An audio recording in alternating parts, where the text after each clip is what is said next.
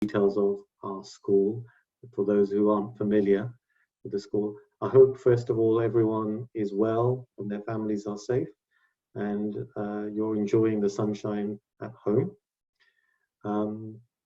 We'll start the session shortly, but just before we start, for those of you who are new to Sri Janna Vidyapith, I just wanted to let you know a little bit of background about the school.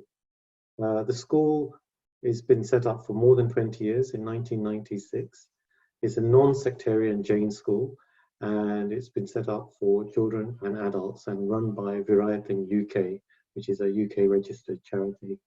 The school was established by Sri Sadhvi Shilapiji Maharaj under the guidance of Acharya Ji Sri Chandaji Maharaj. It's the longest running Jain school in the UK, and we have been running regular weekly adult classes and children's classes from Northwest London. All right, so if you want more information, please feel free to contact us or go onto our website or Facebook page. Before the talk starts, I want to introduce you to Vaishali Ben, who's one of our regular teachers, and she's going to start the session with a prayer. So please, before we start, can I remind you one more time to put your audio on mute? Thank you. Vaishali Ben. Janandra. Namo Arahantanam, Namo, Namo, Namo Siddhanam, Namo, Namo, Namo Ayariyanam, Namo, Namo, Namo Vajayanam, Namo, Namo, Namo Loye Sava Sahunam, Namo Loye Sava Sahunam, Eso Panchana Mukaro Sava Pava Panasano Mangaladancha Sarvesim Paramam Havai Mangalam. Thank you, Vaishali Ben. Very nice. I hope everyone felt those positive vibrations coming through your computers. So we're going to carry on today, our fourth session, and we're going to be continuing with this book, which you will have seen. I can see it on there. There you go. Walk with me. Ketan Varya is going to be taking today's session. He's one of our regular adult class teachers who's been teaching at the school for many years and been involved with the school right from the beginning. If during the talk you have any questions that you would like to pose to Ketan Bhai, feel free to put them onto the chat and we will put them to Ketan Bhai, either during the talk or at the end of the talk. Also, at the end of the talk, we will ask for any further questions if you have anything, and then we can take it from there. Okay, Ketan Bhai, can I ask you to unmute?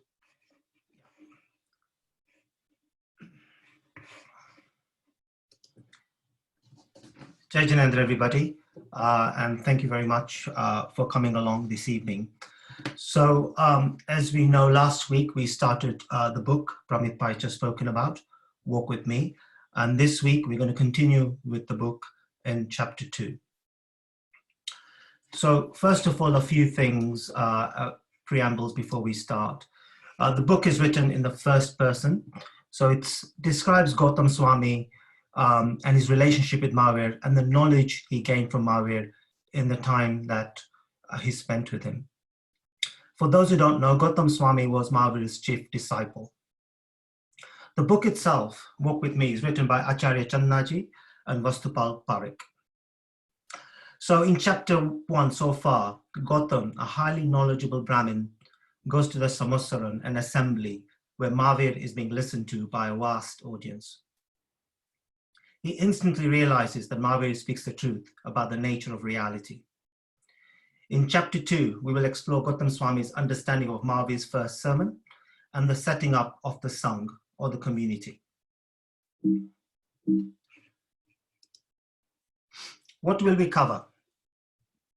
So we're going to talk about the first discourse that Mahavir gave. And in that, he's going to talk about the soul and karma. He's going to talk about self-discipline and calming the passions. And he's going to talk about what freedom means. And also we'll cover the structure Mahavir created, the sangh, and the importance of equality. Now, anyone who's been to my classes before will know that partly your reason here is to learn, and therefore these are the three things that I'd like you to think about as we go through the session. And I will be asking you whether we cover those at the end. So by the end of the session, you should be able to understand the structure of the Jain community, what it comprises of. You must interpret key aspects of Mahavir's first sermon and reflect on the Jain view of freedom. Do engage with this session. Your own experience and reflection is very important. Your life experience is very important in your own journey. And as part of this, we will also have 2 reflective exercises. So first of all, let's just set the context around Mahavir's time. And this is really important to understand because we need to understand the environment people were in that time. So there was the Vedic religion, which was obviously the primary religion in India at the time. And at this time, it indulged in a huge amount of rituals, including animal sacrifices.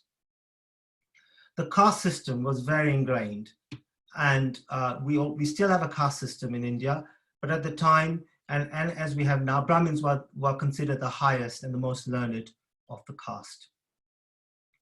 But there is enough evidence from researchers that there was more than just the Vedic religion. We know, for example, that there was a shamanic religion at the time as well. And the shamanic religion consisted of ascetics who wanted to renounce worldly life and material things and follow a strict discipline. So they very much left sansar, went off on their own to find an inner truth. And we know that this existed before the time of Mahavir and Buddha. And the shamanic religion very much opposed this kind of commander god, a god that you need to appease, that you need to perform rituals to. And it very much believed that what we needed to find was something from inside.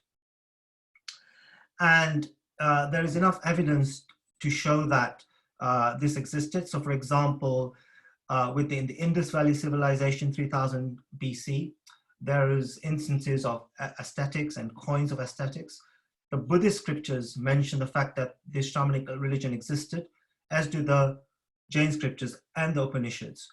And we must also remember that during this time, Parshvanath Bhagwan, who was the 23rd Tirthankar, was there as a Tirthankar 250 years ago. And some of his followers had continued the tradition of Jainism, obviously refined in a way as they'd learnt it. So I just thought it was important to set the scene. So let's start by going on to some words from the book. So I'm going to go on to page, for those who have the book, I'm going to go on to page 26 and a little bit of page 28 as well. Okay, so let me start.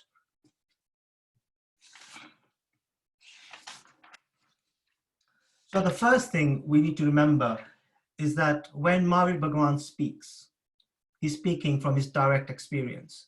He's not speaking from dry knowledge. He's speaking from what he's really experienced over 12 years of spending time in thinking about the nature and the nature of life. So let me start. Mahavir continued his sermon, and like a swan, I was gently floating with ecstasy in the wisdom of his words. These experience-based words directly touched the heart of every listener. I was listening carefully to Mahavir. The soul is eternal. No one has created it, nor can anyone ever destroy it. Every soul is independent and an architect of its own fortune. Our soul is imprisoned in our bodies because of our karma. It is struggling to be free. We shape our future by our own deeds. Our good acts lift the soul to great heights, while bad deeds can cause it to slide into despair. Mahavir was empowering the masses by telling them that they are masters of their destiny. Know that every living being has a soul. It feels happiness and pain as we do. Every living being wants to live peacefully. It loves its life as we do ours. We cannot achieve happiness if we are making another life unhappy, directly or indirectly. This is the truth.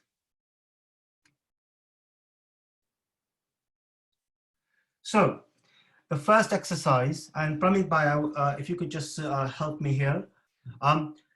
In bearing in mind what we've just listened to, and of course we're all restricted in this period of being restricted. This is a question to everybody. What freedom have we lost? So if you could respond on text, and Pramit Bhai, if you could just give me some of the answers, I would very much appreciate it. Okay.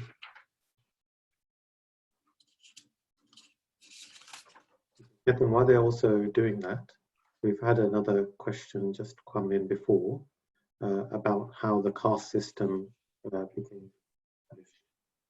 Okay, can I pick that up at the end, Pramit? So we just, Thank you.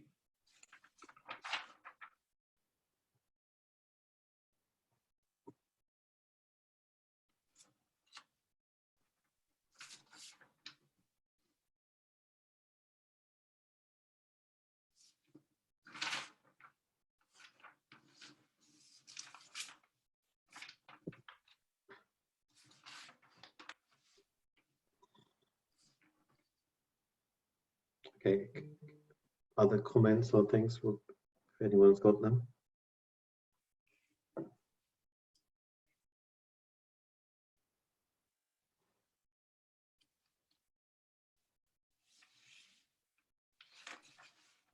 So some of the comments that are coming through, we've got not being able to meet up with our friends and family, the freedom to go to visit their asas, the freedom of choice,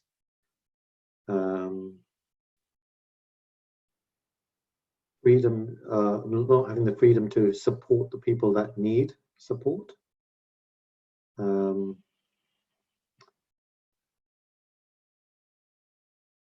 also a similar one here, not being able to give comfort to people, not be able to travel, and then also at times being restriction, but at times even being brainwashed by the media. So I think some of this, losses of freedom that people feel, the media are probably exaggerating the effects. Okay, so obviously we've lost the physical distance to travel, but there's something about mental restrictions as well. Yeah. Okay, so let's go on to the next question. What freedom remains? Again, if you could spend a couple of minutes to reflect on what freedom remains.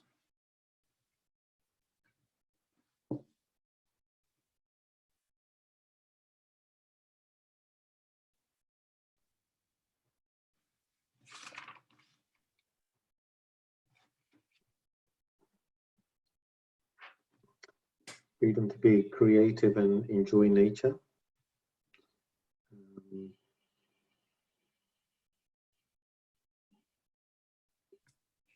Your families. Freedom to develop and think on your own interests. Freedom to pray and reflect on the self.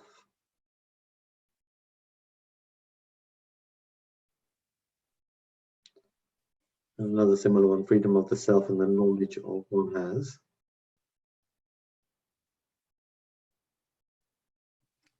Okay. So there's a lot of spiritual comments there about freedom to do sadhana effectively. Good, good. So I think, again, what I've picked up is that we have the freedom to do many things, right? Continuous spiritual development, still have freedom to think of how we behave and act, and still have freedom to continue with our relationships, albeit in a virtual way sometimes. So this is probably maybe the most difficult question, and this is what Mahavir, I guess, was pointing to. And I guess it becomes more acute, right now with our physical restrictions, is who is really in control of our life. So I think you can look at this in two ways, but I'll let you ponder on that. Okay, so have a think, who is really in control of our life? Either now or generally. Okay, so already we've got a few comments saying we are ourselves, myself, the soul. Those are the comments so far talking about ourselves having our own control over our lives.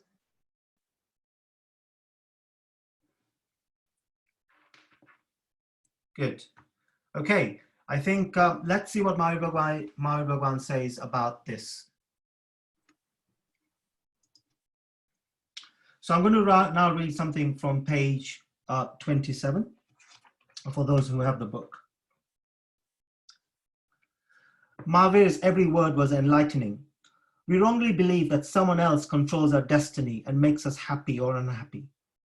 But no one else but us, not even an imaginary supreme power, is responsible for our destiny. We weave our own misfortune and become entangled in it, and remain entrapped in this painful cycle of death and rebirth. We alone have the power to extricate ourselves from miseries, not by begging for mercy, but through our own determined effort. We can only be free through self-discipline, which enables us to control and eliminate our ugly passions, kashayas, such as anger, ego, deceit, lust, and greed.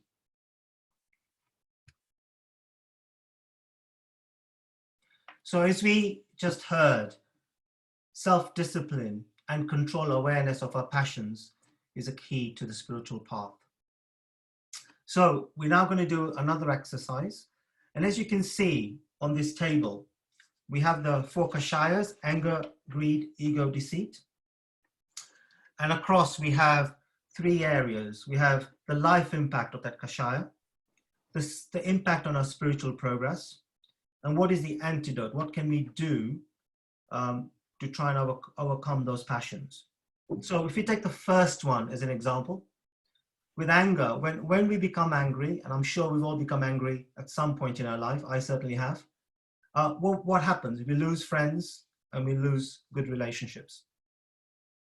That's just our life impact, a day-to-day samsaric impact. What happens in terms of our spiritual progress?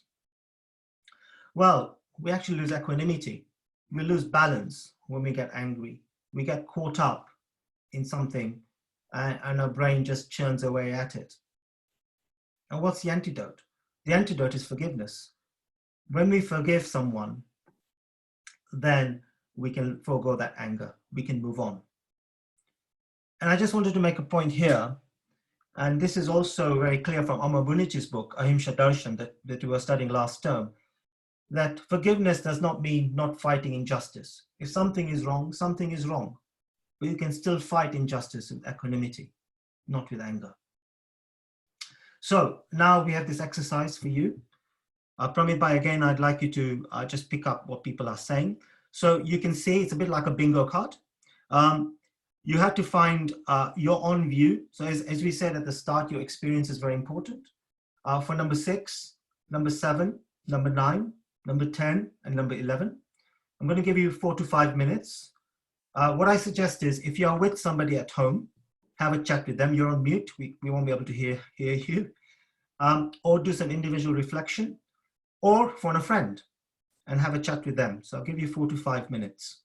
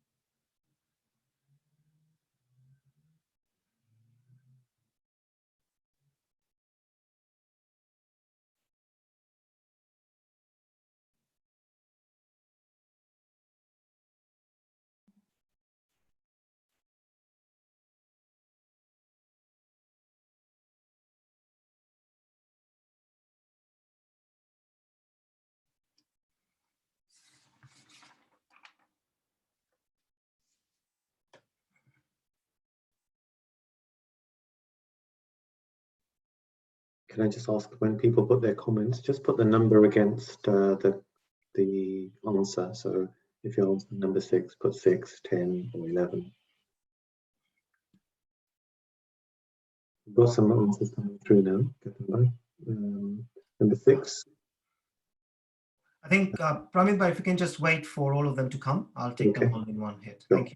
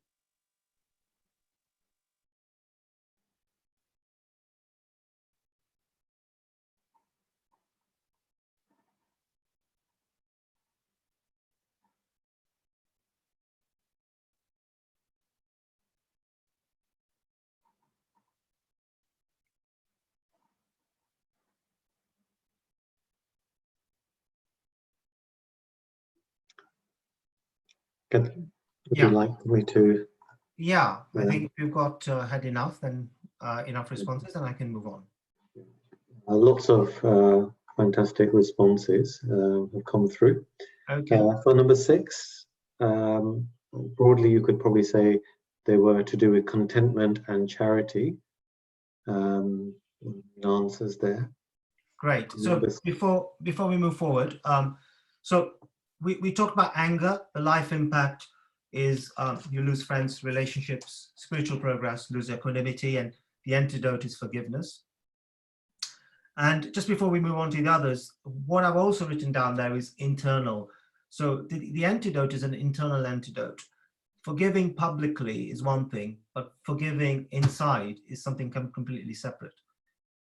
So it's very important that to counterbalance or to work against these passions, the antidotes come from inside. It's not what you're showing outside, it's what you're feeling or what your bhai is inside.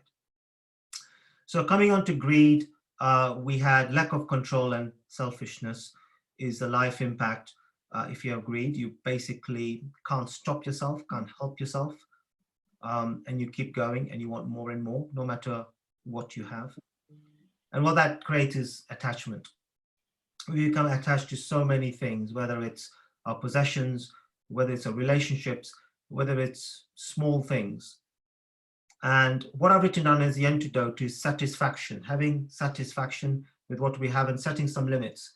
So it may be limits in terms of things you have, possessions you have, maybe limits on the amount of times you travel. It may be limits on, on the kind of attachments you might have in relationships, but making sure that there are some limits.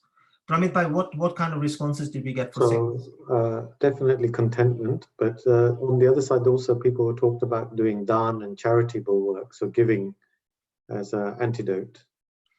That's very good. That absolutely. Once we create, once we open our doors and start giving, that also then starts stopping our greed, because we start thinking that what we have is not necessarily ours, is something we want to share, and that also then starts restricting our own greed and hoarding. It stops our hoarding.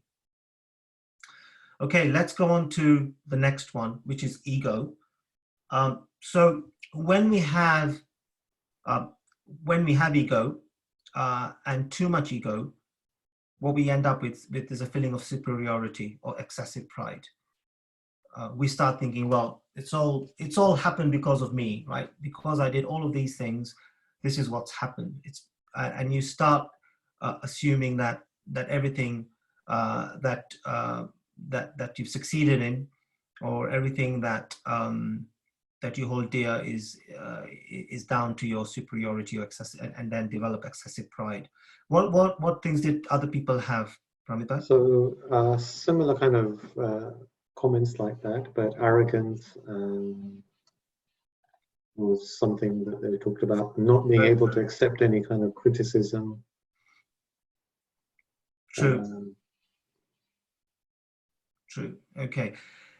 And what again happens with spiritual progress and impact is, a lack of awareness.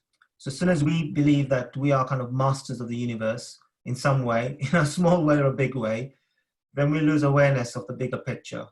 We lose awareness of our place in life and how we're interconnected.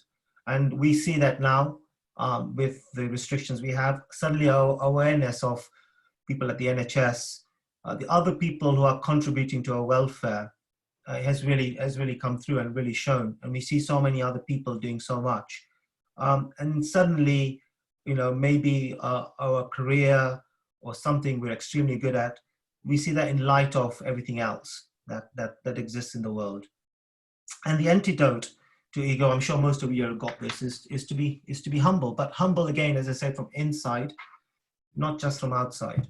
And humility is very powerful, because if you can frame any success or anything that you're good at in the frame of that, this is your bit of giving to the wider community. This is a bit of doing things for others, and actually everything's interdependent. Then that makes you humble. and then any success you have, you don't put it down to yourself, but you put it down to, you know, the wider team that supported you to get there. What did other people have? Yeah, so apart from humility, respect, less expectations, being open-minded and having modesty. Very good. Open-minded is also very good. Ego does make us very close-minded, can make us very close-minded, and we start believing everything we say about ourselves. Okay, let's go on to the next one, which is deceit. So for number 10, I had the life impact of deceit is you have lack of trust. Gandhi is very, very good here. I mean, somebody asked Gandhi, you know, why do you never lie? You know, and he goes, well, one of the biggest reasons is that once I start lying, then I have to have a very good memory about what I've lied about, because I have to keep my story going, right? And he said, I don't have a very good memory, so I'm not going to lie. Lack of trust is a big life impact when you're deceitful. What else did people write? They've said it leads to greed and temporary happiness and a loss of respect. And a loss of respect, yes. Yes, very good, very good.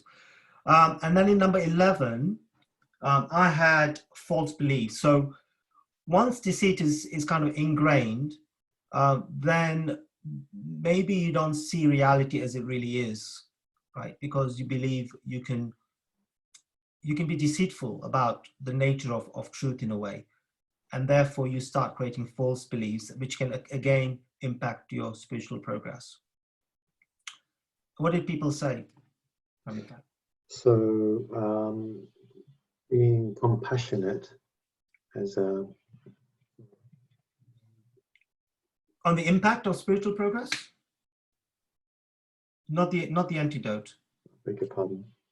And loss of conscience, self-doubt, and no spiritual upliftment. Okay, I like that. I like whoever said self-doubt. That's really interesting. That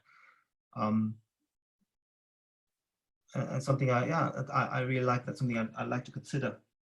And in terms of the antidote, we had straightforwardness. So if you're very straightforward with people and you know, you speak the truth without causing hurt, then you know, that's a great antidote to not being deceitful. And I think most people would see that as a real strength. I just wanted, before we move on to the next thing, I just also wanted to say that it's interesting that Buddhism, as you can imagine, Buddhism and Jainism come from that shamanic root, and they have a lot of things in common. But they have something called the 5 poisons, which is very similar. It has those 4 things that we have. Obviously, they use slightly different terminology. But the extra thing they have in here is jealousy. And of course, jealousy is also part of Pap within Jain Dharma, but not necessarily directly put in these 4 ugly kashayas. So I just thought I'd mention that out of interest, that the Buddhists have got this specific aspect of jealousy as one of their poisons. Okay, I'm now going to move on to the next slide, which is about Mahavir and the setting up of his sangh.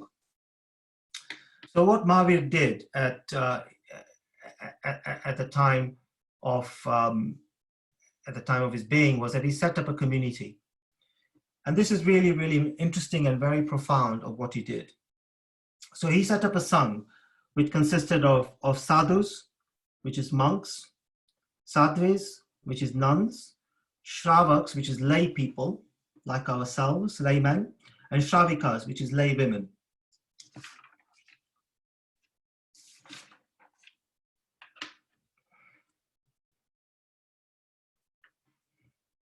So what's really interesting is Mahavir created a structure and process for others to gain liberation. Mahavir knew he was going to be liberated, he knew he was going to get moksha once he left his body. And we know that during this time, many other people also got liberated. And he knew that after he'd left, the wheel of life, the circle of life, the ups and downs of life would continue as they do now. He was going to be free. Why did he set up a sangh? Again, I'd like people's thoughts on that.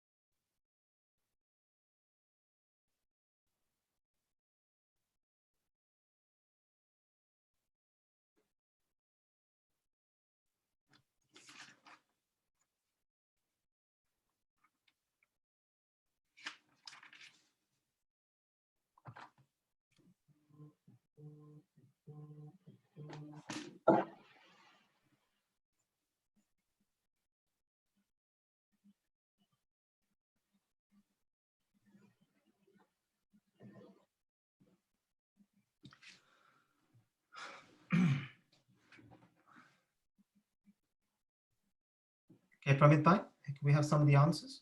Yeah. So some of these answers are to follow the guidelines to basically show people the path of spiritual development and moksha, to keep the congregation united, and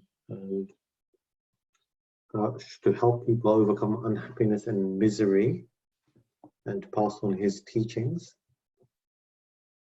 Also, he recognized that not everyone will be able to take the vows of monks and nuns, and that they needed to be guided. Good. So I think that's all right, all good, and I'm glad to see that people have a very good sense of why we revere Mahavir as a 24th Tirthankar. So he created the tried and tested path with some structure. He knew that he had attained, or would have attained liberation, and that he wanted to support others in this path. And I think the other thing which we're going to touch upon in a little bit is that to ensure that women and men from all backgrounds, i.e.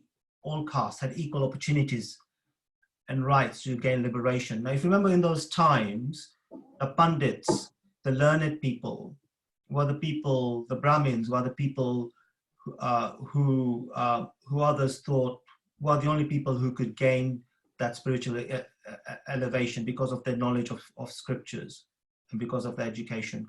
Mahavir really believed that everybody could gain that liberation, and that included householders, and to create a path for householders also to be spiritually aware and to follow the path towards that liberation. So one of the things with Jain Dharma is that we know that when a Jain becomes a sadhu or sadhvi, it's a highly significant point in the spiritual journey, because it really is stating that now they're taking this vow to be in equanimity for the rest of their life and to put all their time in the spiritual journey. And when this vow is taken, the following words are uttered. Karami bhante, samayam, savajam, jogam, pachakami, which translated is, Bhagavan, I resolve to live in equanimity with my soul, with a vow of renouncing all sinful activities. And as we know, as anyone who's witnessed the Diksha ceremony, I haven't, I guess I've seen one on video. It is a profound moment and a profound step towards spiritual growth. So I'm now just going to read pages, a little bit from page 31 and a small section from page 32. So for those of you who have the book, you can refer to those pages. I asked Gurudev, many non-Brahmins are also in line waiting to be ordained by you. How can they be admitted in our sangh? Mahavir gently smiled and said, Gautam, the differences in the karmic bondage causes souls to take different births. However, they are all potentially capable of attaining liberation and therefore to be equally respected and revered. I could not believe my eyes when Mahavir promptly ordained Chandana, a woman, as a sadhvi nun in our sangh. Mahavir's revolutionary decision to ordain a woman sent shockwaves in our sangh as well as in our community. In a male-dominated culture, treating women with such respect and honor was beyond belief. Though I was momentarily somewhat uneasy about a woman being ordained, about a woman being ordained in our sangh, I soon realized that Mahavir's revolutionary step was very timely. The ordination of Chandana opened the floodgates. Mahavir appointed Sadhvi Chandana, the first Sadhvi nun in our sangh, to head the group of women joining the sangh. So this ordination of Chandana is a critical junction at this time because it shows Mahavir's belief in equality for all. And also, these words come later in the book when he says, gender or caste does not determine a person's greatness. A soul becomes great by its action. The story of Chandan Bala is a story that continues in chapter 3. So there'll be more about that and her story when we get to that chapter. But on this point, I wanted to touch on Acharya Channaji, our own revered Acharya, who started Virayatan in 1973, who herself was ordained as the first female Acharya in 1987. So this was also groundbreaking in that time and remains to be so.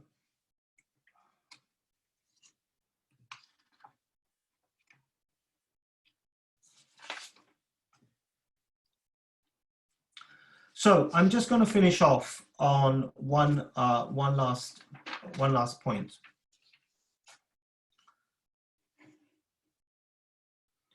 So our faith gives us freedom. Our faith gives us freedom to think and act within bounds. And this quote is really apt. It says, everyone in our order has full freedom of will within the limits set for the smooth operation of the community. And I really found this very profound because if our purpose in life is very clear, then really, rather than when we join a faith, when we follow a faith, rather than it restricting us, as many people believe, when I join this faith, when I start following some of the guidance, some of the things in the path, it's going to restrict me. I think it's the opposite. You know, when we have this purpose, then it really releases us to be able to think and act because we have that purpose. So we are finished in terms of the presentation. So a couple of minutes of your reflection. So did you meet the learning objectives for today's session? Can you state the structure of the Jain community? I hope you all remember the structure is fourfold. We have the sadhus, the sadhvis, the Shravaks, the Shravikas, and the Shravaks are the laymen, Shravikas are the lay women. Can we interpret the key aspects of Mahavir's first sermon? Again, I hope you can recall what Mahavir spoke about in terms of nonviolence, in terms of happiness and unhappiness, in terms of karma, in terms of soul. And last, we just finished off just now on the Jain view on freedom. So before I hand back to Pramit Bhai with some questions, just Jai Jinendra, and thank you for allowing me to present. And Michami Dukram, if I've made any mistakes, either in speaking or anything written down. Thank you. Okay, thank you, Ketan. That was a fantastic session. We've got a couple of questions. One which was asked earlier by Banusha. Can I ask Banusha to just unmute her audio, and you can then ask Ketan by your question.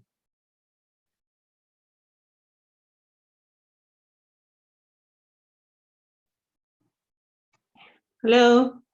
Hi, Jai Jinendra. Jai Jinendra. I needed to know when exactly did the caste system come into operation, and who initiated it? How did it happen? And why has it stuck for so long?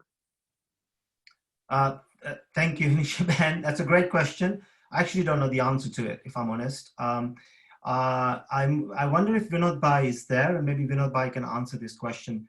I really don't know how it came about is not something I know. Okay, shall I say something? Yes, please, Vinod Bhai. Caste system is a very old system. It's in the Vedic texts as well. The originator of the system was a Manu, and he has written everything in a book called Manu Smriti. Yeah. The main idea was not to say okay, this one is a person of a higher grade and this one is lower and this one is untouchable.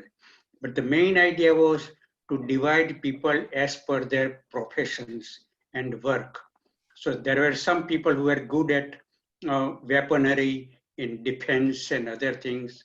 Some people were good in business. Some people were good in learning and teaching and doing rituals. And some were just laborers. So the warrior class is a Kshatriya. Those who were teaching and doing rituals are Brahmins. Those who were doing business were Banya. And the lowest one, not lowest in the sense that they were low because of their work. No, that was their work. Carpenters, potters, goldsmiths, blacksmiths. So within that fourth one, there are again 18 different subclasses. And the last one, the 18th one, is what we call untouchables now, because they were supposed to carry, clean your toilets and do other things. But gradually it so happened that we call them untouchables. People were not touching them. They were regarded as very inferior people. So it's a bad thing, but original idea wasn't like that. So do you think our order can change this? Can we propagate, ask the hierarchy to inform the people, or to ask them to put into practice that by doing your own cleaning and looking after your own needs, you don't have to have these differences between different professions?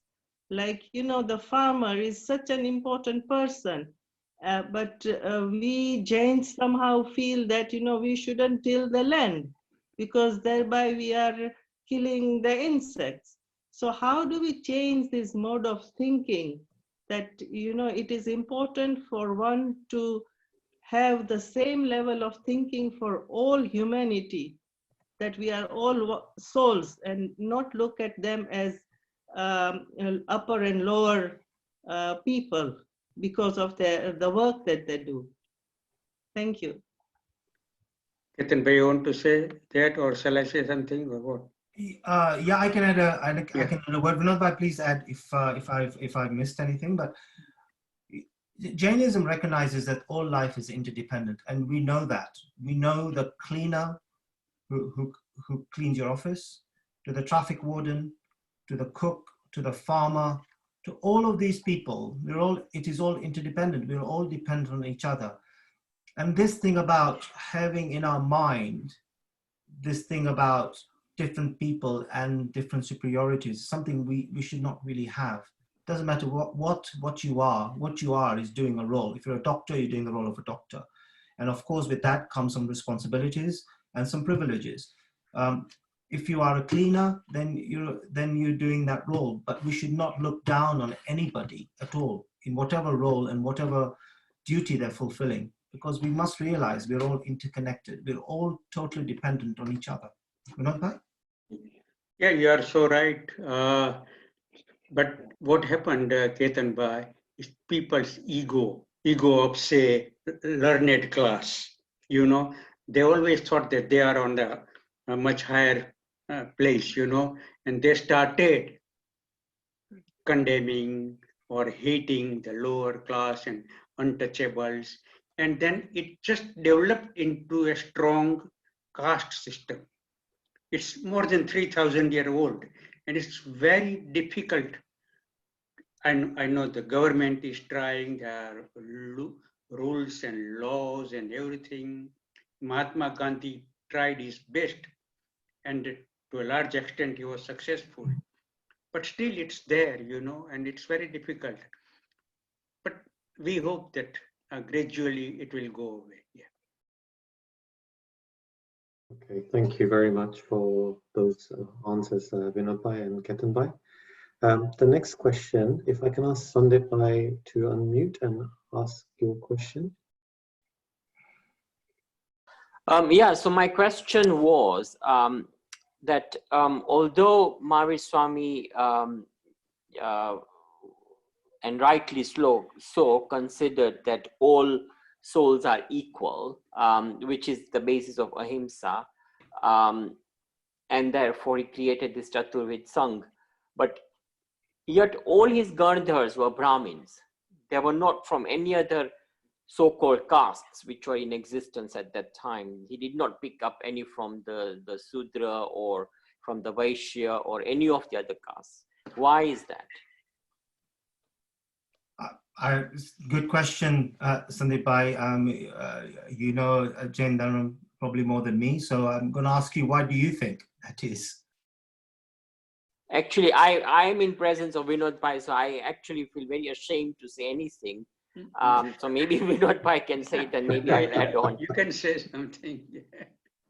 But so yeah. I think there was a reason why, because I think that unfortunately at that time the Brahmins were the most learned people, and what Mahavir Swami felt was that by ordinating them into as his chief disciples, it would be easier for them to understand what he was saying, first of all, and it would be easier for them to therefore communicate to the wider public. And I think that is the reason, and for no other reason. I mean, he still considered all souls as equal, and there are numerous examples if you look at his last life and who he encountered. But I think that was the main reason why he had the 11 Gandhars as Brahmins. Vinod bhai, now you can add on. No, you're right. The 11 Gandhars are Brahmins, but the other disciples, other Sishyas, other disciples, they were from all other castes, you know, Soni and other thing, and even some thieves, and they became Mahavir Swami's followers. But these Gandhars, they were from the priestly class, they were Brahmin, because what happened? They were learned in the first place, and they had few doubts. they came to Mahavir with some ego to argue about few points. And they realized that Mahavir Swami knew much more than them, and they became the disciples. So it so happened that they were all coming from this Brahmin and learned and scholarly class. I really like those answers. I also wanted to add that, Mahavir Bhagwan would have chosen people on their ability. And it just happened that the most able people happened to be Brahmins. It could be just that in front of him were the most able people just happened to be Brahmins. Yeah. And therefore we make the wrong connection in that sense. It's on ability they were chosen rather than anything else. Yeah, thank you. Thank you, Sandeep Bhai. The next question is from Nalin Bhai. So if Nalin Bhai, if you could unmute your audio and answer the question to Ketan Bhai.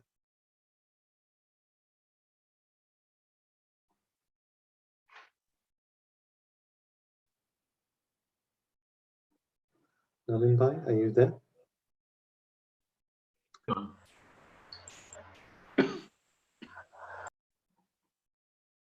Okay, we can't quite hear Nalin Bhai. Can you unmute yourself? Okay, because we can't hear Nalin Bhai. Can we take the... I'm okay now. Ah. Yeah, I think with this COVID-19, have we not got a chance once in a lifetime as a catalyst to really start afresh and change the world without any wars? We are fighting a war against CV-19, but everything at the moment, we are become untouchables, aren't we? All of us. True. So what do you think? It is a catalyst to change the world, isn't it? It's a massive catalyst, Nalin Bhai.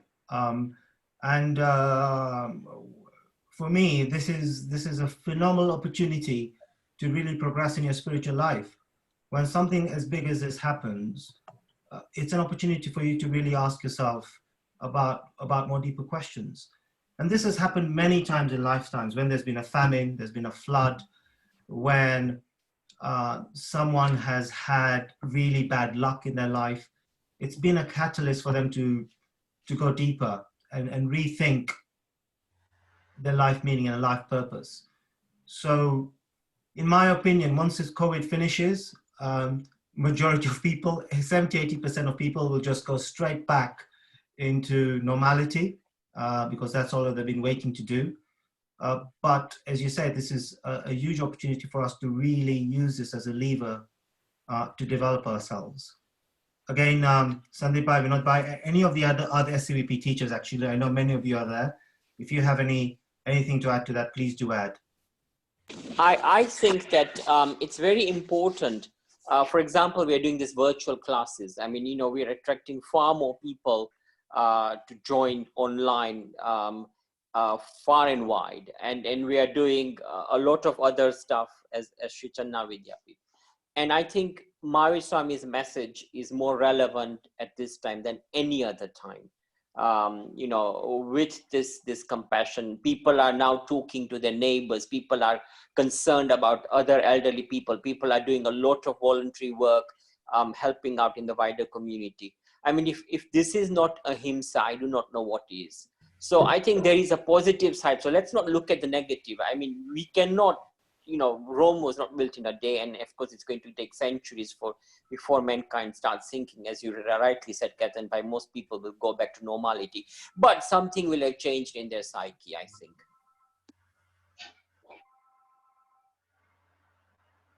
Okay, thank you very much, Sandeep Bhai. We've got third question, and then we'll be taking a last couple of questions if there are any. So Bakul Bhai, can I ask you to unmute your audio? My question, Ketan Bhai, was this fourfold sangh structure. Was Mahavir Bhagwan the first Tirthankara to create that, or did it exist before that? Again, very good question. I know so for people who are not aware, before Mahavir Bhagwan, there were 23 other Tirthankars, ford makers, who also set up a structure, a path for others to follow. And I know we know quite a bit about Parshvanath, but very limited knowledge. We have very limited knowledge about the first 22 from what I've read anyway. I don't have enough knowledge on what on the structure Parshvanath had. All I do know is that the focus was more on 4 vows, and brahmacharya was really something that was brought in by Mahavir Bhagwan. But in terms of the structure and the way the community was organized, I don't know. Again, Vinod Bhai, I don't know if there's any evidence we have on Parshvanath and the structure he set up. This structure was set up by all 24 Tirthankaras because in real terminology, what we say Chaturvid Sangh, fourfold Sangh, or Tirth.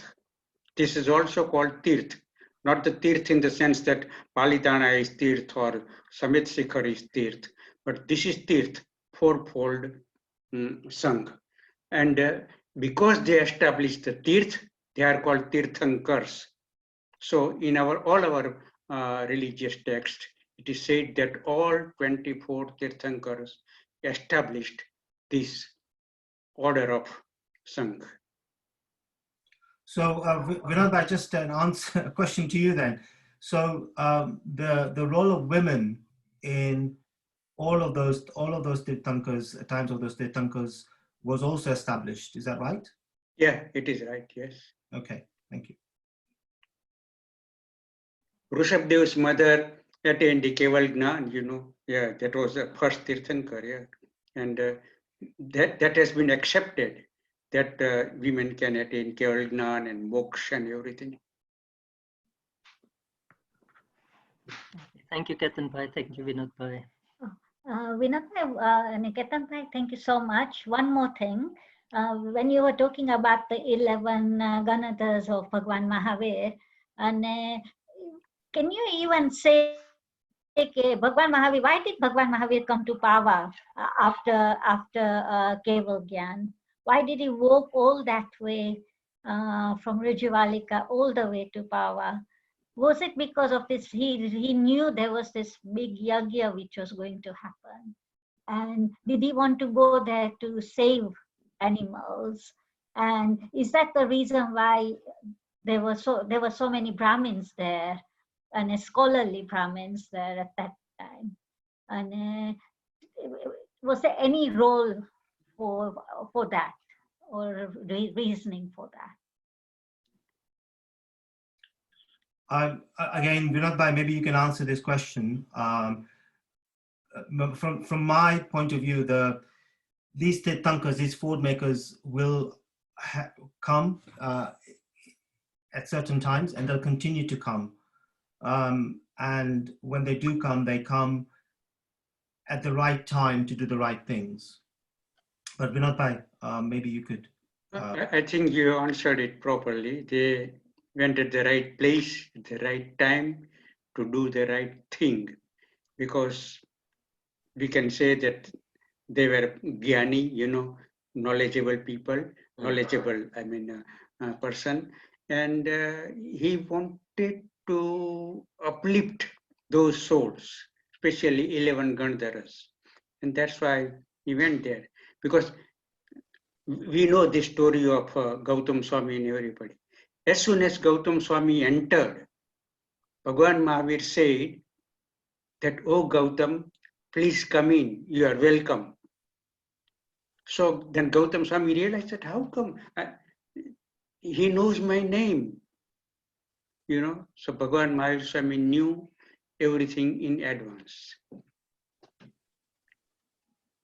Yes, that's right. He when you look at it, Mahavir Swami was the epitome of Ahimsa, right? Mm. He, I think, as Vinod Bhai rightly said, had achieved Keval Gnan. So he knew precisely what he was doing, and he also knew how it was going to work out. But he wanted it to do it in a way that whereby he he could, as Vinod Bhai said, elevate society, and therefore he went to power.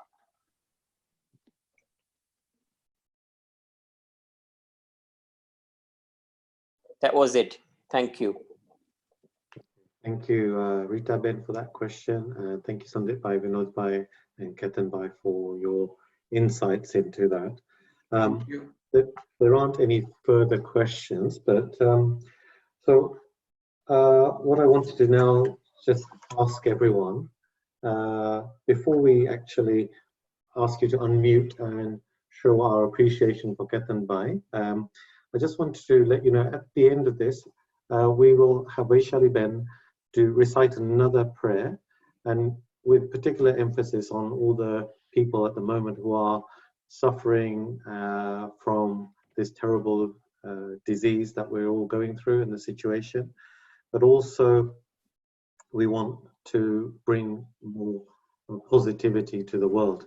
So we'll have a prayer in a minute, and then after the prayer, there'll be a very short poll, and it will be wonderful if you can just spend a short minute to put your responses to that.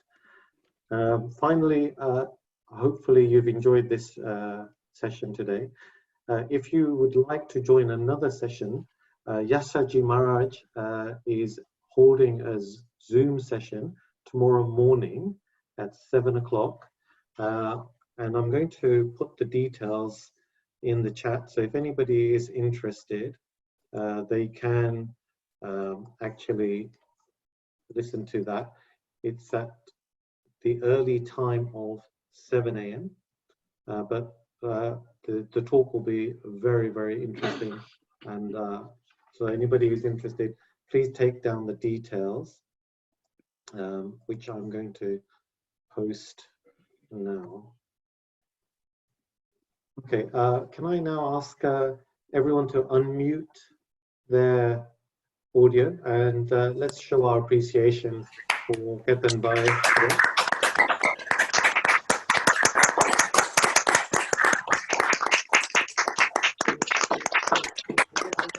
And if you can now go back onto mute, and Vaishali Ben, can I ask you to close the session with a prayer? Thank you. Jai Janandra. So at this time of the pandemic, of the COVID-19, there's a lot of Ashanti here. Let's all pray to overcome the sadness, the loss of all the innocent lives.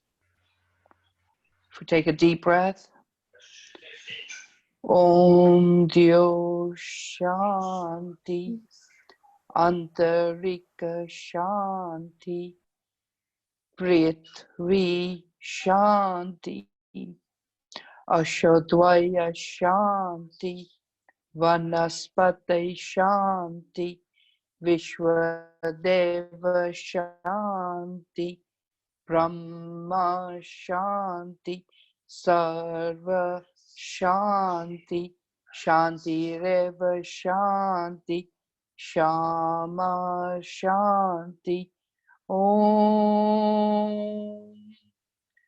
Shanti, Shanti, Shanti.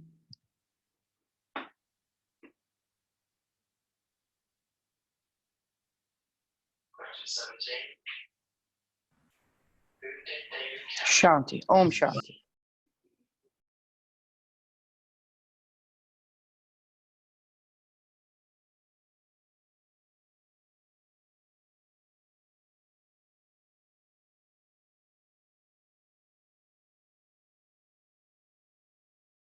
Thank you very much. You should see the poll appear on your screen, and the details of next week's talk will be circulated through our usual channels on the WhatsApp and email. So if you're interested, watch out for those details. Thank you very much. Wishing you a very safe and pleasant week ahead. Thank you.